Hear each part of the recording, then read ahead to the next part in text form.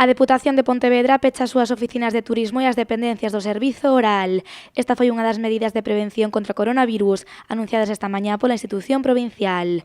Ademais, Carmela Silva anunciou hoxe a creación dun comité de seguimento da infección, no cal están convidados a participar os integrantes do Partido Popular. A presidenta máis o vicepresidente avaliarán todas as medidas que van propoñendo as autoridades competentes e as sanitarias por si hai que facer modificacións inmediatas e, polo tanto, todos os días, todo o tempo, atentos a todas as medidas novas que haxa que tomar ou que haxa que modificar, e 2 días a semana a comisión de seguimento coa oposición incorporada, se así o ten a ben, se reuniría para avaliar todo o que está acontecendo. A prioridade para a Deputación de Pontevedra será garantir a seguridade do Centro Príncipe Felipe.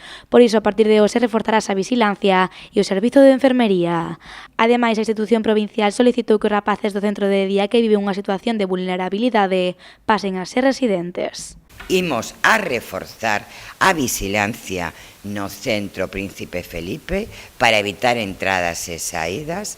As entradas van a ser exclusivamente as que temos elaborado, pois que pode haber unha persoa que pode haber a visitar, pero non máis, e imos intentar que non haxa ningún tipo de saídas durante os próximos 14 días e logo pois iremos avaliando se hai que aumentar ese número de días. Nos dicen que os de centro de día queden na casa, pero certamente hai algúns rapaces e rapaces que viven situacións de grande vulnerabilidade e vamos a pedirlle a política social que nos permitan que algunhas nenas e nenos que teñen unha especial vulnerabilidade poidan pasar de atención no centro de día a convertirse en residentes durante este tempo. A presidenta da Deputación asegurou esta mañá que se manterá ao lado das administracións competentes co obxectivo de evitar a propagación do coronavirus. Neste eido, Carmela Silva chamou a responsabilidade de toda a cidadanía. Quedémonos na casa. Están facendo un chamamento todas as persoas que traballan na sanidade pública. Quedémonos na casa. A xente ten que saber que ten que quedar na casa.